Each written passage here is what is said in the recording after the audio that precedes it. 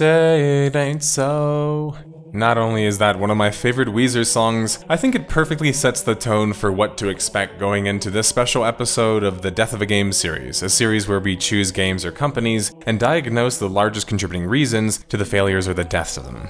Halo is my favorite shooter franchise. It's not debatable for me. Halo taught me about fast-paced arena-like movement, competitive shooters, voice communication, custom lobbies, mods and glitches, and so much more. It is a part of my origin story as a gamer, and I have significantly played every single Halo, including Halo Wars, a spin-off RTS title in the Halo universe. Halo Infinite was the newest addition in the franchise, set to be the game's major return to the PC platform and have its 10-year-long reign from that point on. Halo Infinite, the first free-to-play open-world Halo game, would launch in December of 2021 and garner quite the popularity straight out of the gates, topping the Steam charts, a platform that had had some levels of success previously with the Halo MCC but was largely unknown on. What proceeded to happen after was arguably one of the biggest fumbles in video game history. Halo Infinite went from everyone's favorite new game to abandoned in the span of a year.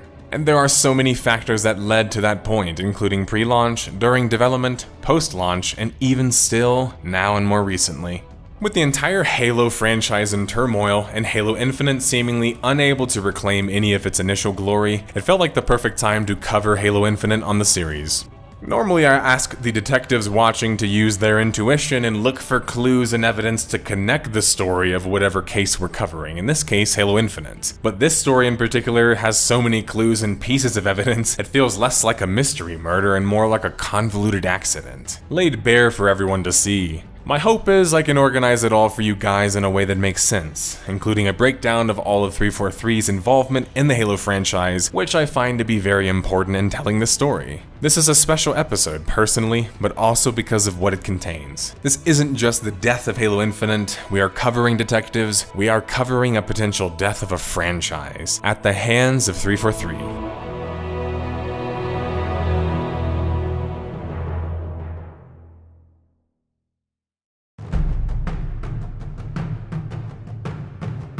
The story of Halo Infinite has to be started with the holders of the franchise itself, following the exit and departure of Bungie from Microsoft and the Halo franchise. 343 Studios would be founded back in 2007, with the goal of being the new caretakers of the Halo franchise. The interesting part about the entire equation is that besides Microsoft handing off for the time the biggest shooter franchise to an unheralded development studio primarily known for the Halo Waypoint and animated series, was that 343 Studios didn't even have many original Halo developers. This is super interesting because most of the time that mergers happen, or exits happen, a good portion of the original talent will stay behind. But the majority of the talent at Bungie left and went on to create the Destiny franchise, later on to great success. In fact, there are multiple pieces of media that state not only did 343 Studios have non-Halo developers, some of the higher profile ones didn't even necessarily like the franchise, which was absolutely bizarre whenever it came out years ago and is still bizarre in the context of the story. The transition was all but positive too, according to reports, especially when the only OG developer was indeed Frank O'Connor. Enter Frank O'Connor into the story. Oh yeah, this episode will have a breakdown of every major character involved in the story and their contributions or lack of. This is naturally based on what I know and reports that I have from my contacts. I believe it's important to hold developers accountable, especially in leadership positions. Frank O'Connor was the lone Bungie dev who stayed at 343 Studios. But interestingly enough, he wasn't actually a developer, at least not in the pure sense. He was a writer for a community section of their forum. And no, I'm not gatekeeping. I'm making people understand that he had no actual game development experience, which is problematic in Silicon Valley, and I have encountered this myself personally in the whole West Coast game development situation. I find it most interesting because in 2009, when 343 Studios began development on Halo 4, the next major Halo project without Bungie for the first time, they put Frank in a director position, which is quite the promotion. Now Halo 4 has tons of videos that talk about its development hell and problems, like how they had this initial build that the team, including the game's lead director Josh Holmes, would turn down in favor of a different and more unique approach.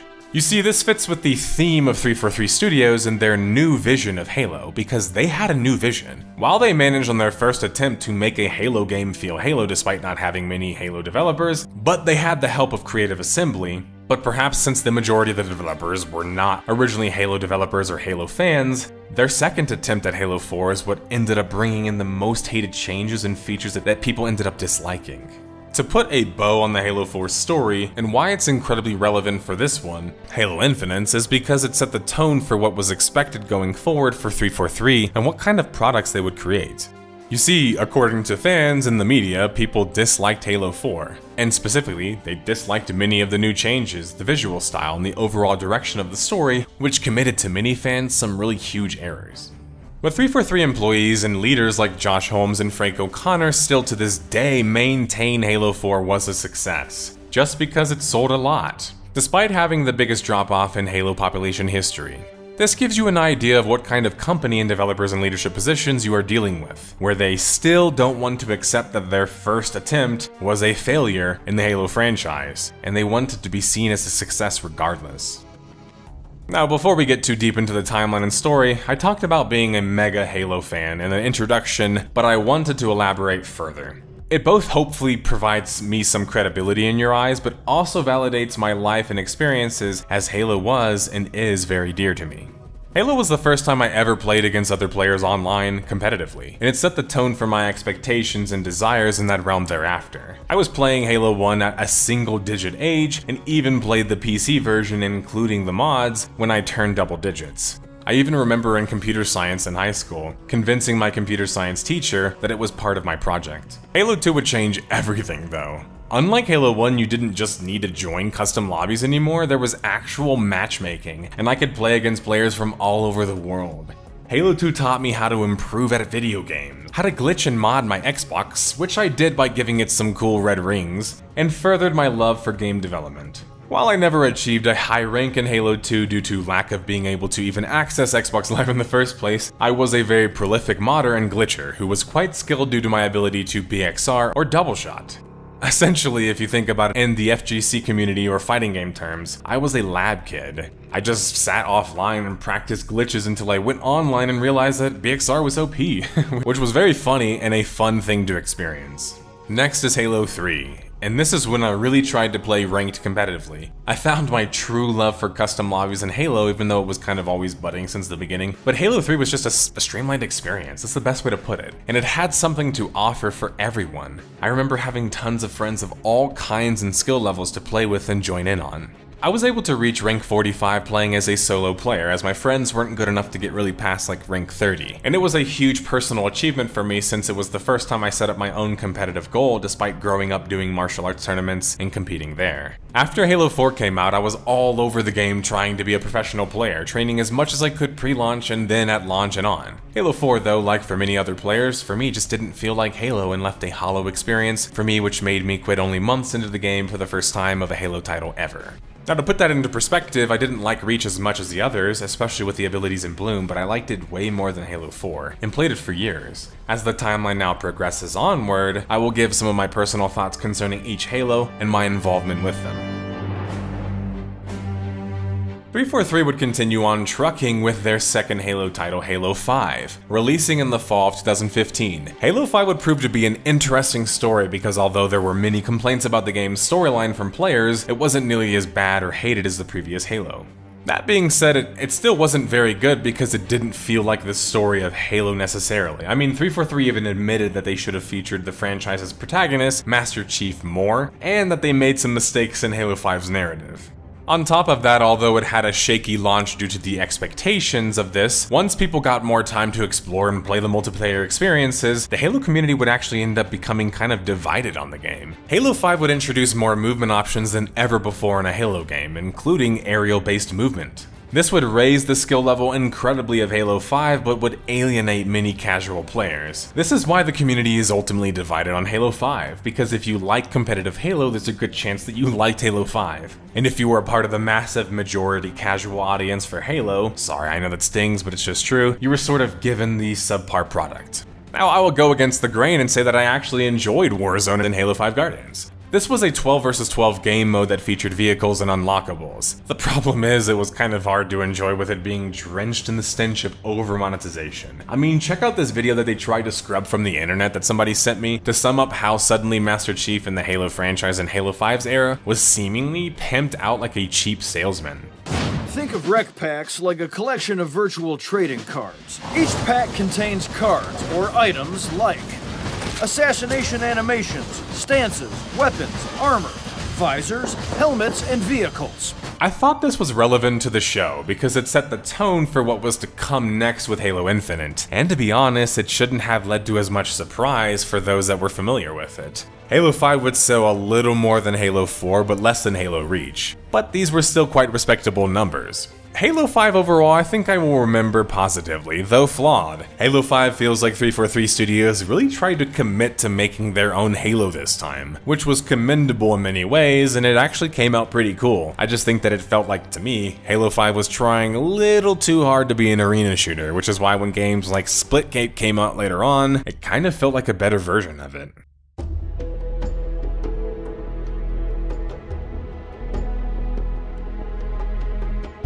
The creative director and head of Halo 4, Josh Holmes, would leave the company December 2016, a year after the launch of Halo 5. Josh would go on to co-found the company Midwinter Entertainment, which would publish many different video games with some levels of success, but fail their only in-house developed title that I covered on the series already, Scavengers.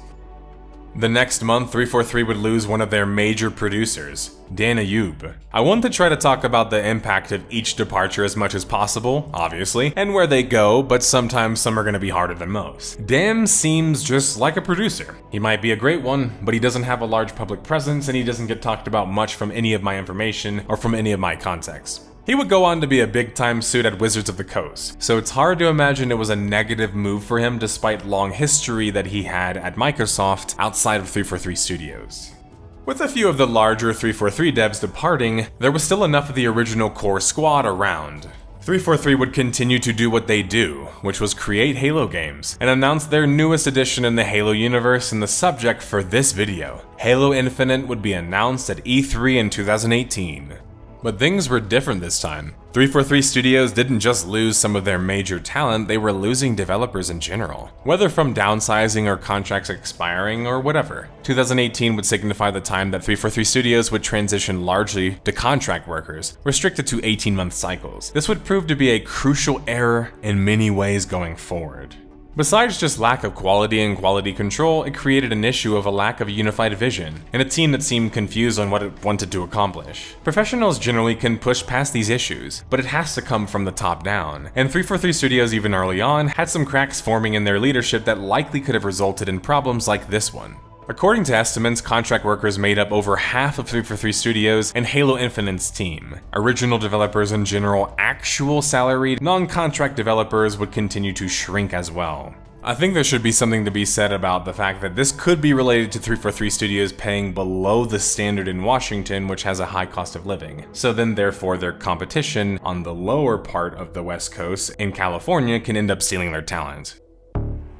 In a puff piece, 343 Studios head Bonnie Ross would come out in January of 2019 talking about the difficulties of transitioning Halo's rights from Bungie. The weird thing is that she doesn't actually talk about the difficulties necessarily in any meaningful detail. And the admitting the mistakes part that the article talks about is literally an offhand comment that Bonnie doesn't further expound on. The article even states that at the very beginning. In the same interview, Bonnie Ross would actually detail more of the behind-the-scenes issues concerning Halo and its transition from Bungie, which was concerning the game's engine. The previous engine, Blam, not only had the majority of its engineers and original designers leave the company, 343 Studios wasn't choosing to work with people who were, for whatever reasons, familiar with it.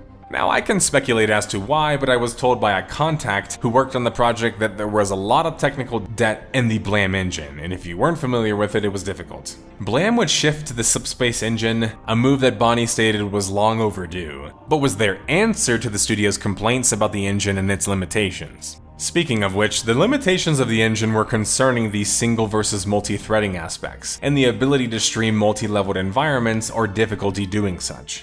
Bungie would go on to adapt their Blam engine to the Tiger engine and address many of these issues in their own unique IP title, post-Halo, Destiny. 343 Studios, on the other hand, would struggle to continue to adapt their engine behind closed doors, while in public essentially took a victory lap while being behind the curve. According to Bonnie Ross, the large reason for their shift to their own engine, which took a lot of resources and dedication from the team during development, was because the Halo engine was incredibly engineer-focused. She specifically even states that it was hard for creatives to work in it. Now, I can't exactly pinpoint what this means, because if it was difficult for designers and people with engine experience, then that was problematic. But what if it was them just not wanting to work with people who were in the know of it, and them kind of wanting to control the information? This happens a lot in corporations and companies. Could have also been them wanting to use an engine that's more visual scripting based, so people with little technical experience can actually get involved. Neither of these are particularly egregious reasons, but decisions do have consequences, and choosing to double down on the engine and craft their own and thereon was risky if things didn't work out well. Because although everyone always talks about when that goes right, if it goes wrong, you just spent years on an engine that you are going to have to later abandon anyway. But Halo Infinite was supposed to be the next future Halo, spanning well past the normal Halo cycle. 343 Studios had ambitions of the game lasting 10 years. They would have a reveal for Halo Infinite E3 2020, and in that reveal the apparent new and shiny subspace was struggling. The footage shown at E3 not only had poor art model quality, there were poor animations and a lack of sound fidelity throughout. It was a very poor showing, and arguably the poorest public hype showing of Halo in history. 343 Studios promised changes and advancements would be fast coming, but fans were worried when the game had reportedly been cooking for years already, and it was only 1 year before the supposed launch. Former Halo 2 and Halo 3 writer and Microsoft executive Joseph Staten would re-enter the picture as the campaign lead with promises to fix what issues were showcased at E3 that year. Sometime after that, Joseph would then be transitioned to the creative head, which I don't know exactly what that constitutes, but it seems like 343 Studios operated with two kinds of suits. The general 343 studio staff, which were not very numerous, and then the majority of the contract workers within the 343 studio staff. The two differences in employees were likely very obvious and prominent, as I had been told this in other cases by prior employees from Microsoft, that you have a color badge if you are a long-term employee, and it's really hard to fire a Microsoft badged employee. You have another color badge if you're a temp worker, and from a temp worker perspective, in my sources from a temp worker, it very much feels like you are a temp worker. These are two kinds of employee. There's two kinds of suits though. They're similar to this, but it's more so based on their level of seniority within Microsoft itself, which is a large part of the problem really. Some suits were nearly untouchable because they had roots and ties to Microsoft. No matter what would happen, they would always have a company and a place to shift to. The others had power, but Halo and 343 Studios was sort of all they had, which likely created some power vacuum situations in the company between all of these power structures. And a super vertical power structure probably didn't help matters either. Chris Lee, a former producer and creative director on Halo and dubbed the savior of Halo MCC, would depart 343 Studios October 2020. This was arguably the biggest blow to Halo Infinite's development yet, and the overall company of 343 Studios. From my sources, Chris really was what he was hyped up to be. A fantastic leader who knew how to organize his people. His direction directly led to the success on the Halo MCC project, which was a Halo project that featured Halo 1 through Halo 4, with the first two of them having remasters. Halo MCC would launch with tons of issues in a number of ways. 343 Studios would then just seemingly abandon it, until Chris Lee and his team would begin working on Halo MCC, which would result in it having a storybook comeback. In total, across both of my accounts, I have over 500 hours in Halo MCC, and I had an absolute blast doing it. Halo MCC not only has a custom browser and mods now, it has matchmaking for it as well. The ability to play all of the Halos at your fingertips is just crazy too. Halo MCC is still suffering from success, even today in a modern time, 3 years later after Chris Lee departs 343 Studios. So Chris Lee's departure would most definitely affect Halo Infinite's development going forward, changing as much as one of my sources reports, the very direction of the game.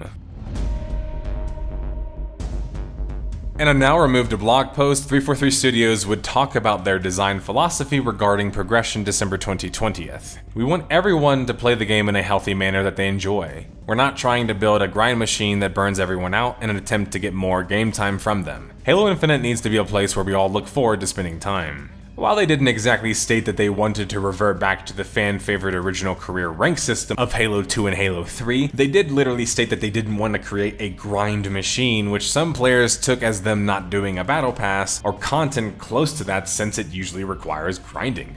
343 Studios' stance, though, on career rank is as bizarre as Activision Blizzard's stance on prestige ranks in Call of Duty. And both of these have been bizarre since the very beginning. Fans never supported the removal of them, and have constantly pushed back on every game that doesn't have them. So why don't they have them? Why doesn't 343 Studios put career rank in their games? I don't really know, besides controlling levers for monetization, to be blunt. The next month, 343 Studios was promising monthly updates in order to accomplish their takeover with Halo Infinite. The significance of the title, besides the high amounts of hype behind it and resources, were concerning Halo as a franchise reaching a PC audience, and more. Halo hadn't been on PC since the Halo 2 Vista version, and there was a massive audience there for them to leverage. But they had to impress them and keep them impressed, as PC fans were used to such. The bigger kicker would be that Halo Infinite would be both a paid and a free-to-play game. This would be the first time a major Halo game had been free, and could serve as an opportunity to dominate that market with a well-known pre-existing IP and fanbase. There's always a catch though. Only the multiplayer would be free-to-play, while the campaign would remain a buy-to-play affair. This would ensure and enable 343 Studios to make profit off of an online progression system and skins in Halo Infinite. These are two significant issues in the story of Halo Infinite going forward too. For fans concerned about the skins and progression system for your armor and customization being pay to win, 343 Studios would assure fans at E3 of 2021 that there would be millions of customization options available in Halo Infinite. Halo 3 and Reach had a very expansive customization system, everything from emblems to armor stylings and effects and more. The sheer amount of customizable pieces of armor you could unlock was incredible, and it made people excited to choose their favorite sets and then attempt to acquire them. That's why there's such a high standard with customization for Halo, a game that most people wouldn't really think is particularly customizable. But it is kind of more than the COD franchise. Part of what makes Halo so cool is customizing and playing as your Spartan after all. Coming in as another absolute dagger to the story of Halo Infinite, before the game even launched, in its already complicated and tumultuous development cycle, would be news that 343 Studios would not be including a co-op and a Forge mode at launch. Unfortunately, as we focused the team for shutdown and really focused on a quality experience for launch, we made the really tough decision to delay shipping campaign co-op for launch. And we also made the tough call to delay shipping Forge past launch as well. This was devastating news, as Bonnie Ross sat on stage at an Xbox show and promised people that the next Halo was going to have co-op. We will always have split screen in going forward. And more so devastating because everyone had expected these two core features to greatly bolster the game, flawed or not. Without them, replayability would be greatly lowered and affected for the game, which could affect longevity until both of them would be implemented. Worse, I was told by numerous contacts who worked at 343 Studios that during this time, the work expectations and crunch was just insane. The development team was largely contract workers, paid at rates below the industry standard, by the way, in one of the most expensive regions in the world. Simply put, employees were burnt out, and although Infinite had already been delayed a year before, many were wishing and praying for another delay. People knew they couldn't keep up with the demands of Microsoft, as the majority of the pressure was being generated by them and their specific suit employees involved in 343 Studios, and I had this confirmed by multiple contacts. But 343 Studios and its largely contracted workforce would march on regardless, with launch only a few months away. While I feel bad for the rank-and-file developers, according to many sources, 343 Studios knew it wouldn't be able to deliver on both of these for well over months, which further pushes the narrative that they were outmanned, outgunned, and desperately in need of more delays, speaking to the issues of leadership and game direction. Speaking of game direction, it was a confusing thing with Halo Infinite and what it was trying to be. When it was first announced that it was the first time that Halo was ever going to be an open-world game, the problem is that nobody had asked for that. So if it worked out, it was cool. Didn't, it was kind of a big problem. But Halo was all about levels originally. Halo 1, in my opinion, has some of the best crafted levels I have ever played. I can play them over and over again, out of order even. The game shifting to an open world would greatly affect the game's flow, feel, narrative, and overall approach of the player. If the open world gamble didn't work out, you would have a subpar open world game that butchers many of the core essences of a classic Halo game. It was a tremendous risk on top of all of the stuff that I've already mentioned. It just seemed too difficult to attain. But I think that 343 Studios was committed at this point, and they needed to be. But when they were just as early as 2 months before launch stating that they didn't like to call Halo Infinite an open world game, it's just confusing, direction-wise, and it worried me and many others for what was to come. While open beta would happen November 15th, 2021, many fans like myself who were Halo insiders would have access to the game in the summer. And we were all pretty impressed. The atmosphere surrounding the game as well was just electric. It was not only exciting to be playing the newest Halo title, but being on the cusp of a Halo title taking over the shooter world on PC as a mega Halo fan was just so exciting for me, and I began formulating how it would make content in the game even. The insider tests were largely against bots, but that really showcased a combination of modern gameplay and some classic Halo sensibilities. To me, the game felt somewhere between Halo Reach and Halo 5, which probably wasn't my favorite mix, but it was far better than Halo 4. With the battle rifle and many other classic weapons making a return, excitement was high for classic Halo fans concerning Halo Infinite and the potential to be the next Fortnite or modern Call of Duty game. The open beta was also quite positively received. These bite-sized views of Halo Infinite showed that there was some quality therein, but Halo was a game of an entire multiplayer lifecycle, including matchmaking, custom games, and more. It wasn't just about being exciting in one match or two. You needed a full system to make it not only easier to play in those matches, but also learn and progress from them. Only launch could show how Halo Infinite would truly perform, but expectations were incredibly high pre-launch. Halo Infinite would have their cash shop leaked in November of 2021, and there was a massive fan backlash over such. It would take over $1,000 to purchase all of the items located in the store, all of which were not obtainable through progression and just simply playing the game. It's one thing that they were so egregious with it, with no ways to obtain them for free, which contradicts their promises pre-launch, which probably explains why they took that blog post down, but the skins and items in the shop aren't even very good. If this was the best the artist could cook up, well, and try to sell to players, it wasn't a very good effort anyway. 343 Studios was aware of the backlash, but would state that things would take time to change. Let me translate. Corporations have calculations for doing annoying and obnoxious things. It's called risk management. They calculate how much risk is in something, and if the risk in the backlash is worth how much money they will make from it. In this case, 343 Studios was well aware that they would get backlash already, but they were calculating how much of it they would get, and that perhaps over time people would forget it. This means that they would leave the shop the same for quite a while, to both see how much money they could make from it, and then use it as a moment to profess an apology and reduction in the store, which was sort of an advertisement in the first place. In reality, it's because nobody's buying it is why they would change it. To make matters worse, the cash shop wasn't the only problem. And like many modern shooters, especially free-to-play ones, Halo Infinite would feature a battle pass. This battle pass would allow you to unlock skins, AI types, and weapon styles. Battle passes exist as a way to entice players to play frequently, over the course of a cycle which is usually a few months. In the case of Halo Infinite, the battle pass, the system was based on challenges. These challenges were randomly selected for the day and would require unique wins in particular game modes using a particular queue.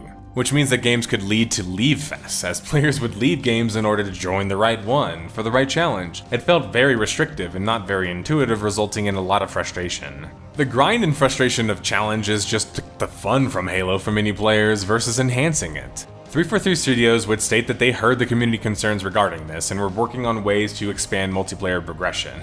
Wait, what? You guys promised a million customization options. Why are you still working on such 2 months before launch? And we already knew that the community wouldn't have liked a poorly structured battle pass system, poorly looking skins that are overpriced, and a lack of customization options because, well, we have precedent. Other Halo games, like even MCC, have better skins and customization options. With only 2 months left before launch, the chances of 343 Studios fixing any of these issues were just slim to none.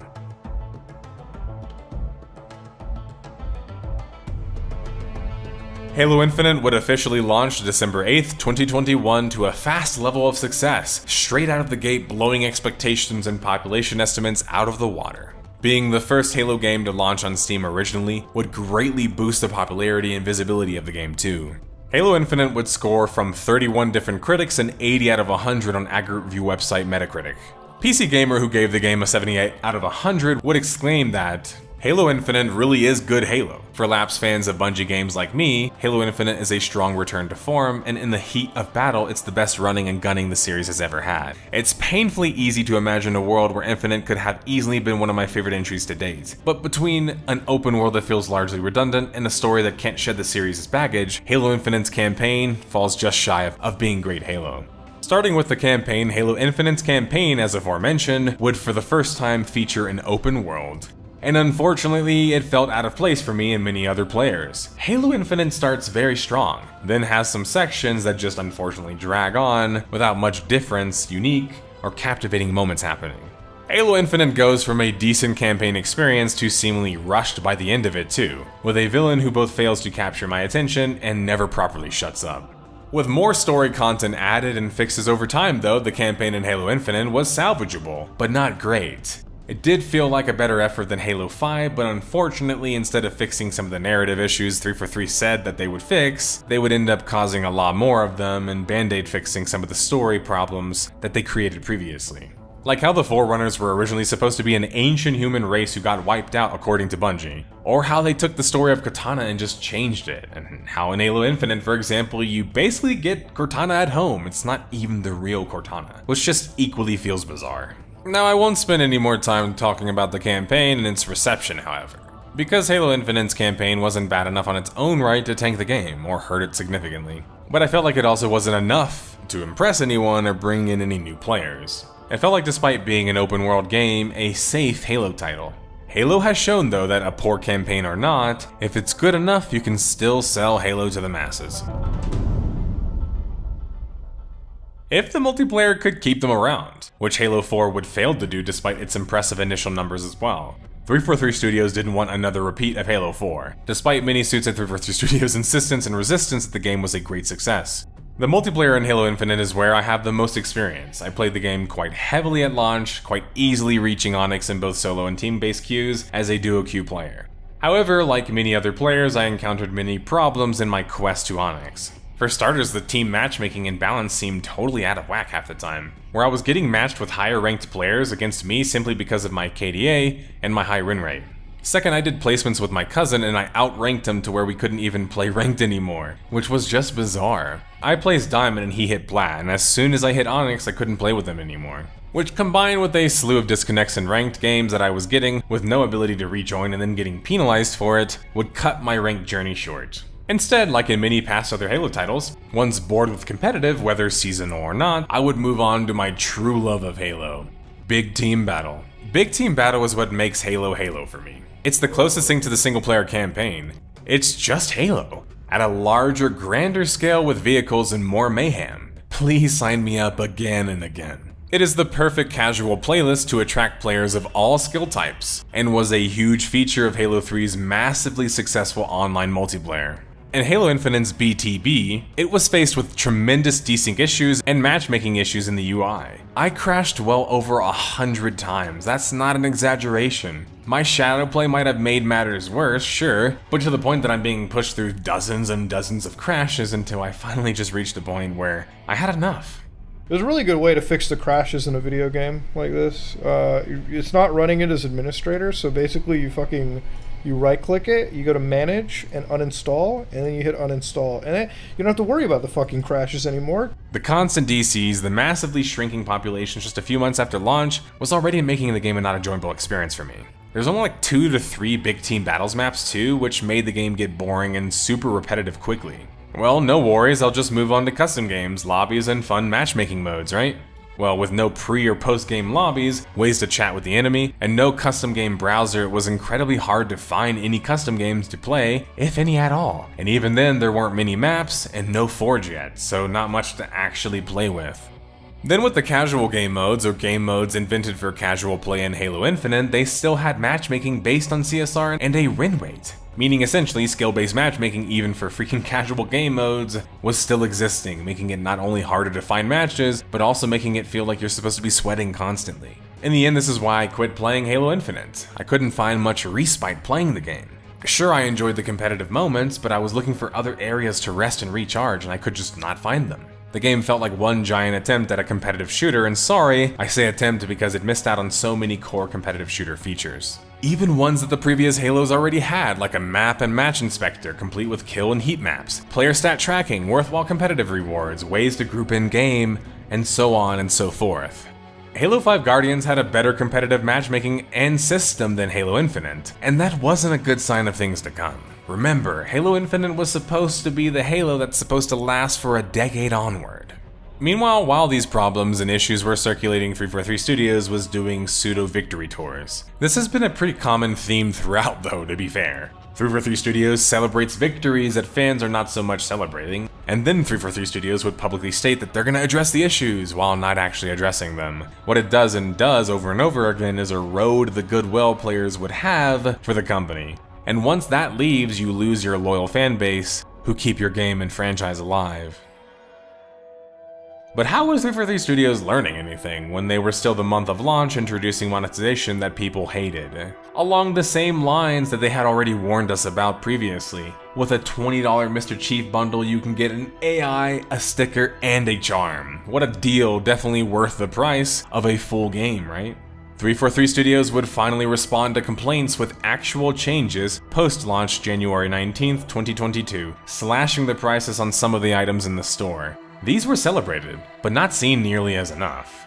Fans were complaining that the entire system was going to need some reworking, including making some skins worthwhile in the first place, even if you can gain them from free or paid ways, and then price them accordingly. At the very least, 343 Studios seemed to be aware of this, and in classic 343 Studios fashion, addressed it, while not actually addressing it, and actually made it worse. When fans were complaining about the store, for example, you couldn't actually separate the bundles in it, 343 Studios was stating that their store didn't allow them to do that. Now, I've heard excuses before, but that's a new one. The store you guys made with items that you made to sell at prices that you chose, you can't add things to that store and then sell them individually? What sort of nonsense is that? And how is this addressing anything? The only actual addressing is basically a single sentence stating that we were not delivering on value, quality, or price, with no clear plan going forward on how they would fix and change that. Halo Infinite already launched unfinished, but launching with many core features not properly functioning or being any good, like the armor core system and customization, and its marrying to the battle pass and cash shop, was damaging the game and people's perception of it, which is crucial in an online game. The population would reflect that as well. Halo Infinite would lose around 180,000 active players during this period in January of 2022, knocking it off the most played Steam charts. Big team battles having all of those issues made it unplayable for me and others, but it would finally be fixed 2 months after launch, and even then I was still facing issues with it. But at least I didn't crash 3 times in the menu anymore. Whatever fixes and changes 343 Studios did bring, I guess is my point, felt half-baked and not well implemented the majority of the time. This reflects on 343 Studios' poor planning and testing, which was explained to me by a former employee. Reportedly, 343 Studios would decide on mechanics and aspects without fully testing them out. The feedback for these tests and mechanics would then fall on deaf ears since they wouldn't have time to actually do anything with that feedback and then never have time to implement or improve it at all. According to my source, this was in large part due to Damon Khan, who served as a principal lead producer at 343 Studios and a multiplayer and core gameplay director. Pre-343 Studios, Damon Khan had an absolutely tiny resume with a few game credits. Damon had served as an art director on a couple of smaller budget projects or forgotten games before working as a producer at Activision Blizzard. If you read his LinkedIn or bio, you can see that he's primarily a business-focused individual who spent the majority of his time working on the expensive West Coast. The reason that this is valid is because I know how much developers with experience in these fields get paid simply due to their resume alone. According to my sources, Damon was the taskmaster enforcing the law of Microsoft alongside Bonnie Ross, a company he worked for before 343 Studios, just like she did. Reportedly, he was more so focused on the big milestones being completed rather than any polish actually going on. Damon still works as a producer at 343 Studios, and you have probably never heard of him, which makes him the perfect arm of Microsoft to enforce things. There seemed to be a whole lot of leadership involved at 343 Studios, but more in the boss tradition than the sort of leader that you imagine. Do what I say, but I have no accountability for your mess-ups type of feeling.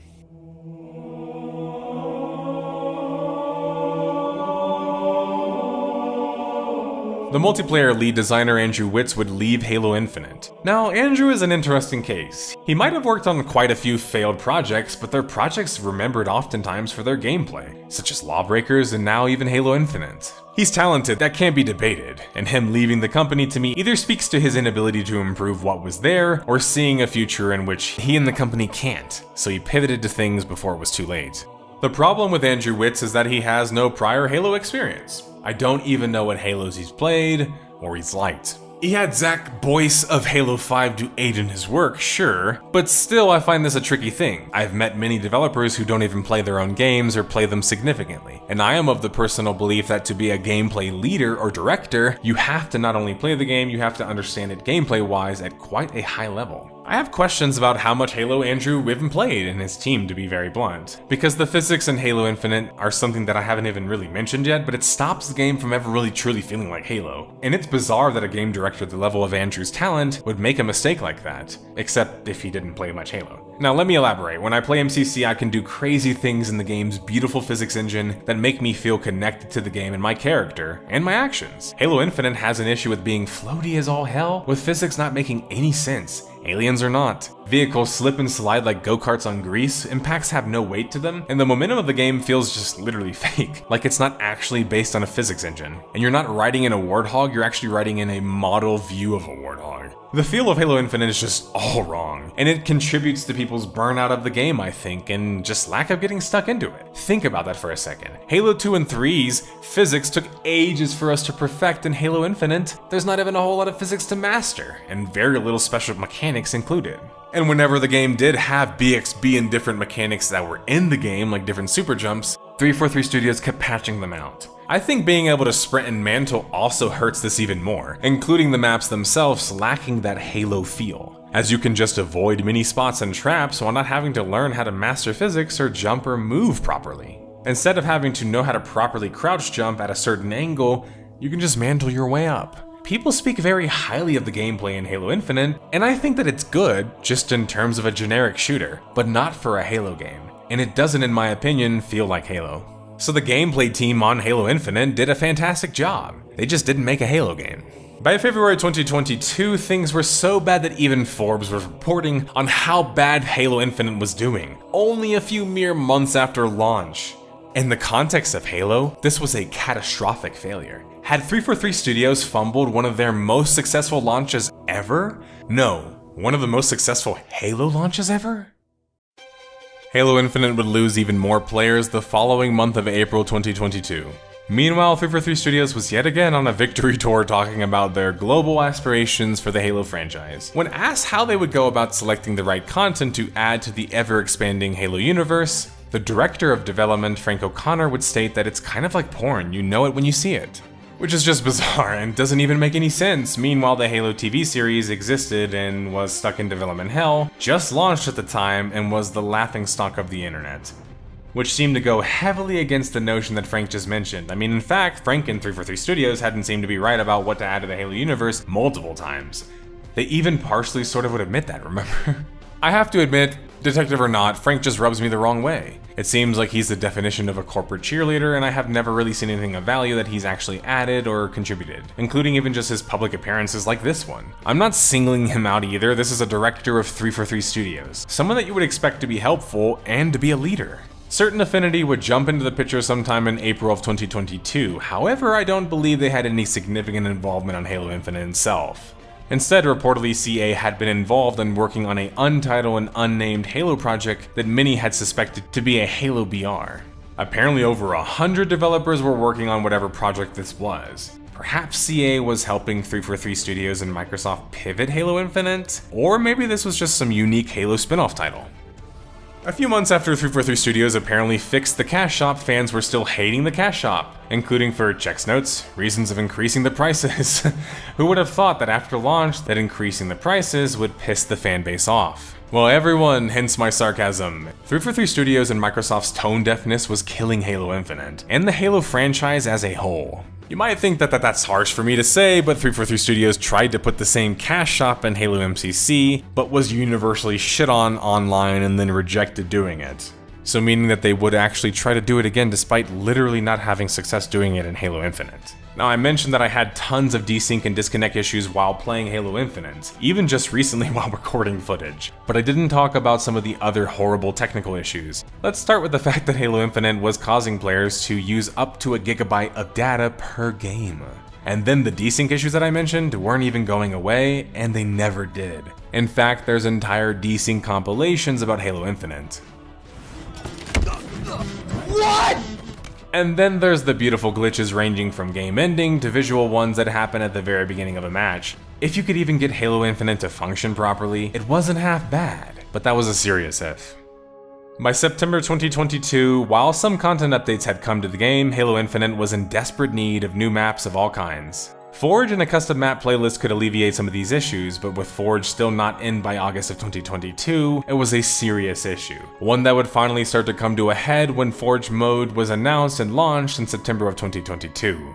This was great news and everyone was excited, well, whoever was left at this point, and the contingent who would return with the Forge mode as well. But with the positive news came horrible news as well. It would turn out that 343 Studios would be canceling the couch co-op altogether.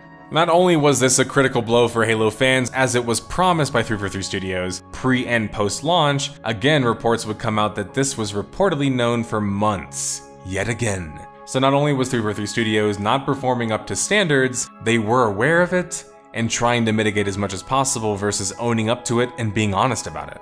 This is why Western companies cannot do magical Final Fantasy XIV rebirths, guys. According to Brad Sams, Microsoft was viewing Halo Infinite as a financial failure, which is the harshest failure for a corporation to admit. Sams would state that the delay of Season 3 was the final straw that broke the camel's back that resulted in the management reshuffle.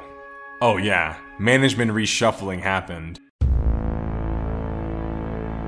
This restructure would be reported as the reason for none other than the head of 343 Studios to step down and be moved somewhere else within Microsoft. Yep, that's right.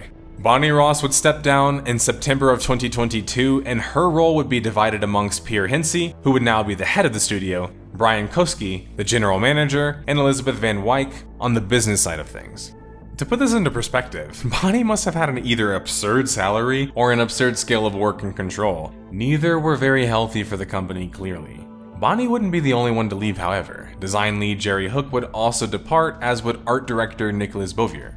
Jerry was behind Halo 4 and 5, and a longtime Xbox developer. While he had an impressive resume including working on the original Xbox Live, there's nothing to say that his work on H4, H5, or Halo Infinite was quality, or what the game needed. In fact, Jerry Hook is supposedly the guy behind the god-awful progression system in Halo Infinite itself, as well as its connections to the monetization system. As for Nicolas Bouvier, art is a team-based thing, but leaders are able to tell their team direction and so on and so forth. I don't hear it talked about enough, but I've already got the hornet's nest going crazy in this video. But I think Halo Infinite has quite possibly the worst art in all of the Halo franchise. Entire maps are grayscaled and boring with very little colors and set pieces. Even the armor sets themselves and designs don't make logical sense, and don't reflect Halo very well. Sure, the enemy design is actually pretty good, but I think that that's kind of where it ends. Art is super important for the Halo franchise, even in the smallest sorts of things, because they can help build immersion in the story as a whole. The art in Halo Infinite is utterly forgettable, and won't be remembered in the overall legacy of Halo art. Don't even get me started on the sound and cinematic soundscape, which is iconic in the Halo franchise, with songs that you can sing in your head right now or out loud. Right? Marty O'Donnell struck gold with the Halo franchise, but was nowhere to be seen with Halo Infinite because he was having legal issues with the damn company. I mean, just pay the guy, right? Pay the guy and give him the rights to his stuff. The soundtrack was forgettable in Halo Infinite, much like its art, which was a cardinal sin for a Halo project. Because it's one thing to create a cinematic soundtrack for an epic universe, but a pre-existing one means that it has a particular theme or sound expectation already. And that was nowhere to be found in Halo Infinite. People might not think of Halo as an artistic focused game, but really think about Halo 1, 2, and 3 and Reach. These are all about the art and the presentation. Meanwhile, behind the scenes, still Certain Affinity was working on a secret Halo project. At least that's what was said. Apparently, there were also rumors that the project was cancelled. Because nearing the end of 2022 on Steam, Halo Infinite was already at barely above 6,000 players peak. So whatever Certain Affinity was working on, help was going to be needed to save this Halo project, or even just Halo period. Much needed matchmaking improvements would come November 2022. These would be in the way of allowing players to choose which regions they would queue in, such as their local region only. This would decrease the chances of poorly matched games, but increase the chances of queue times. Other changes would include the shift from an individual system to a team one. My guess is that they did this because Halo is inherently a team-based game, and doing it individually was causing problems on how the matchmaking was working in the first place. The problem is that it still penalizes solo players too heavily, which Halo has nearly always had a problem with. Even Halo MCC suffers from this issue where team queues are not separate, so you could theoretically get matched up against a whole team or 3 players. So the matchmaking fixes didn't really fix matchmaking, they were a lot more like band-aid fixes really. Another example of 343 Studios' tradition of doing something good and then kind of having something immediately bad happen after would be on full display with the next season of Halo Infinite, when 343 Studios would have to pull a map immediately after adding it. It's like anytime you wanted to celebrate moves that 343 Studios would make, it always felt like celebrating too soon. Matt Booty, a Microsoft executive to end the year of 2022, would state that Halo Infinite would fall short on post-launch content. And when you have Microsoft executives speaking publicly, it's not a good sign. The next month, Kiki Wolfkill, a boss of Halo Transmedia, meaning it crosses into other avenues such as TV and more, would depart the company. Now, to be honest, I don't have that much to say about Kiki, including from any of my sources. I don't really know what her job was exactly, or her direct contributions to Halo, but I know that she worked at 343 Studios for over 10 years and was deeply involved in the story, narrative, and art. It seems that her role was more of a producer though, perhaps only contributing more to the leadership bloat at 343 Studios, with not a lot to show for it. There might have been a lot of leaders at 343 Studios, but there was no actual leadership. One of the sources told me that a large problem at 343 Studios was that nobody wanted to put their foot down creatively and make a decision for people to follow their voice. This sounds like something that Kiki should have done or had experience in doing, but with little game development experience and actual gaming experience for all intents and purposes of what I know, past a point, a producer can only offer so much business experience and solutions, and they're all from the perspective of business. In the case of Kiki, she was an artist originally, but the majority of her credits are in producing. And Kiki wouldn't be the only one to leave in January either. All of Xbox would be hit with massive layoffs. Microsoft would cut as many as 10,000 jobs. And according to Jason Schreier, 343 Studios was hit hard by the layoffs. The studio head was stating that yes indeed, they were in a process of restructuring everything. Pierre was also reassuring fans that Halo wasn't going anywhere, and not going anywhere at 343 Studios. This felt quite conflicting and confusing according to many reports for the time of the Halo franchise being handed off to someone else. But it certainly wasn't business as usual. Halo's failure had affected Microsoft's bottom line, contributing to a 13% decline in gaming revenue overall. This was very likely the cause of the restructuring and culling. Following the news, influencer Tim the Tatman was calling Halo one of the biggest flops of the decade. Oh, brother, man. You want to talk about the flop of the decade, it's Halo.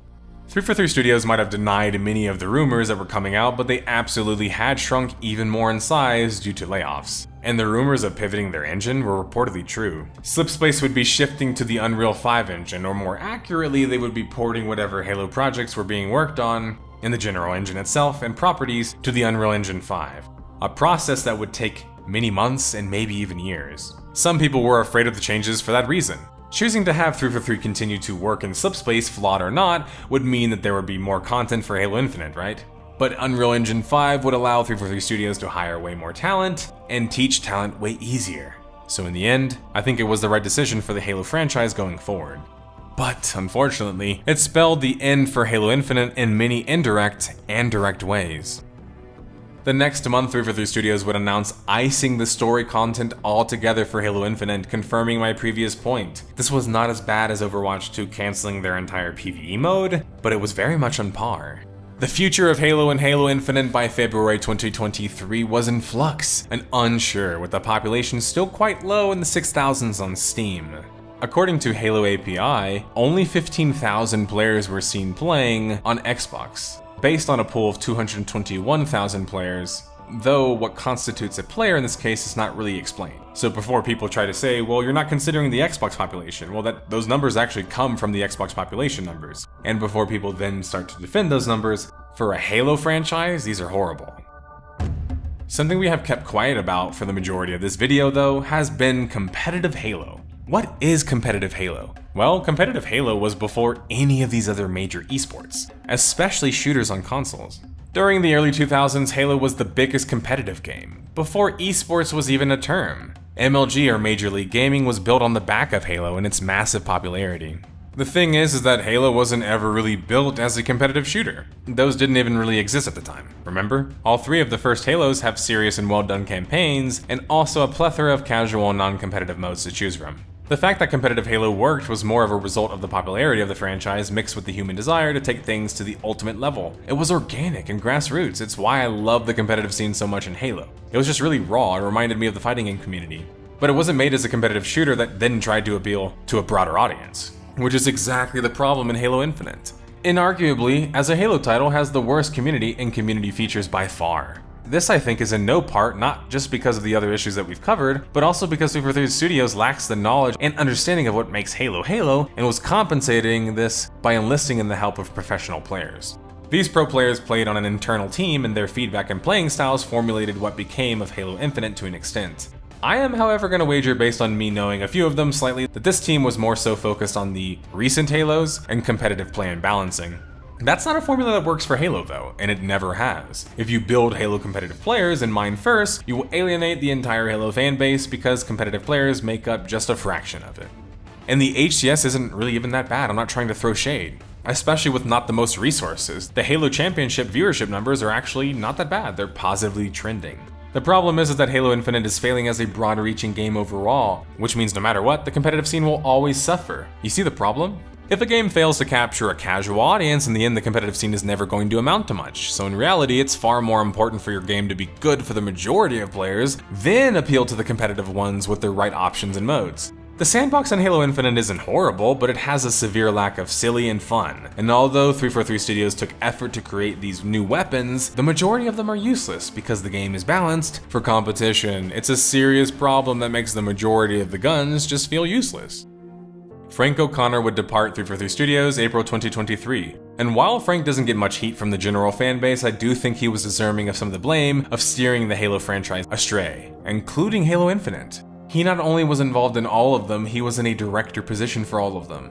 While Frank's passion for Halo can't be denied, I do certainly question his actual talent and contributions. I think there's always this problem with very opinionated developers without actual development experience, tinkering with the Halo formula from an outside perspective, or any formula from an outside perspective.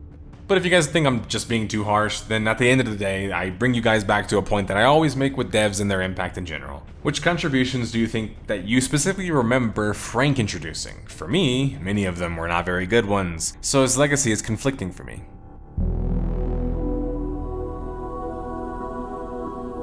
Halo by March of 2023 would shift to a full-on CSR system. Apparently before it was actually using MMR, but it was confusing and it made me wonder how transparent was 343 actually being. With the changes to the CSR system, now players would have greater variability in ranked matchmaking, but not lose as many points. This is very obviously a decision made because of a low population. This would also incentivize grinding, making it easy for any dedicated player to eventually grind to the highest rank. Onyx, for example. This made ranked further worthless to strive for, since rewards were already lacking. But there's also a lack of a tournament system in-game, a lobby custom browser, and all of this together kills chances for an organic competitive scene to grow outside of matchmaking. Whether these changes were brought in simply because the game was dying in population like I mentioned, or they simply just didn't understand what makes a game or a ranked system in a game competitive and compelling, either of these would be quite bad. While the rank system was suffering in Halo Infinite, the Forge being introduced finally in the March of 2023 would pass 1 million community creations. This would help the population double for a short time, before dropping right back down sadly. My detective intuition tells me that the poor Forge creation download and share system was probably a huge culprit there. Because the creations in the actual Forge system are amazing, this is easily the best Forge system the game's ever seen. With poor UI and a hard download and share system, it makes it hard to find and share other mods. Throw in a lack of a custom browser and suddenly you can't even play any of the custom games you're trying to play without enough of your friends on period. Even if things had just slowed down for a month or two after its release, Forge and its implementation was quite possibly the biggest victory for the community, and Halo Infinite post-launch wise. Michael's score was able to do something truly amazing with the Forge system in Halo Infinite from a position of deficit. Problems and all, Michael and his team were able to create quite possibly the greatest Forge system that the Halo franchise has ever seen, greatly exciting Halo fans for what is possible with custom tools in the universe.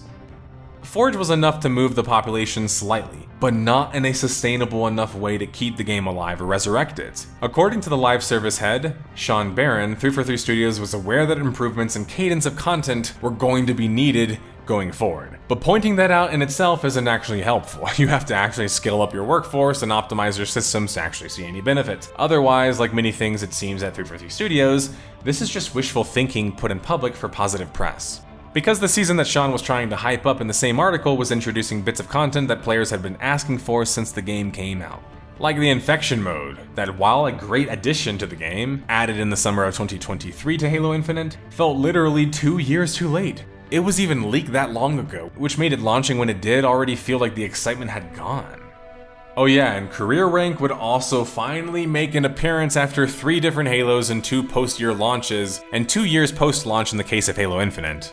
Well, newsflash, Halo players never wanted career rank to leave in the first place. The same applies to COD fans, with prestige ranks being removed from the COD games. These are core aspects that fans love of these games, and the only argument for removing them is monetization based. So you would think that I and many others should be celebrating its final inclusion, right? But I can't, because not only does it not really even have a real rank system, a real career rank system, not the one that we were familiar with, that was very fleshed out and worked properly in Halo 3, but a player has already hit the max rank in Halo Infinite, and all he got was an emblem and a nameplate. Ouch. Talk about all the air just leaving a balloon at one time. I came back to test the career rank and new changes, and I couldn't shake the same feeling I had since playing Halo Infinite at launch. The game just barely feels like Halo, let alone looks like Halo, and I can't force myself to pretend it is anymore. I got 2 disconnects during my 4 games, with at least 5 on-screen visual bugs like my character body flying, and a slew of other desync issues that were there since the game came out. I wanted my return to be triumphant. I wanted to be able to celebrate something of Halo Infinite, but the truth is, when I play Halo Infinite, I feel more like I'm playing the loneliest competitive shooter there is. Nothing about the game screams community to me. To put this into perspective, look at these screenshots of Halo 3 and Halo 2's matchmaking, and how live it felt, especially if you were there. Nothing feels cozy about Halo Infinite, not even the gray color scheme. While I can find some fun moments when playing in the sandbox online, I find that they are so few and far in between. I'm better off playing the Master Chief Collection. In fact, I was recording footage in both, and the amount of crazy clips I could find in MCC compared to Halo Infinite that I've been showing throughout this segment that have probably made a few people giggle or chuckle were just too numerous to count. Meanwhile, many of my Infinite games were just devoid of any immersion moments like that, especially socially. You can try to watch even the best clip makers in Infinite, like MintBlitz, and still see the glaring issues of the game in comparison to its stablemates. So even when it's being performed at the highest levels for fun and excitement, it still just seems lackluster compared to other Halos.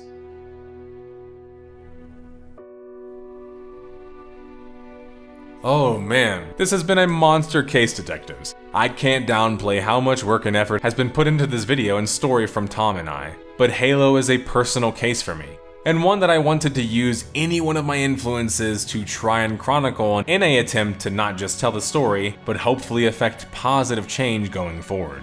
We have progressed through the timeline and then some, and I believe we have more than enough clues and pieces of evidence to put this case to bed.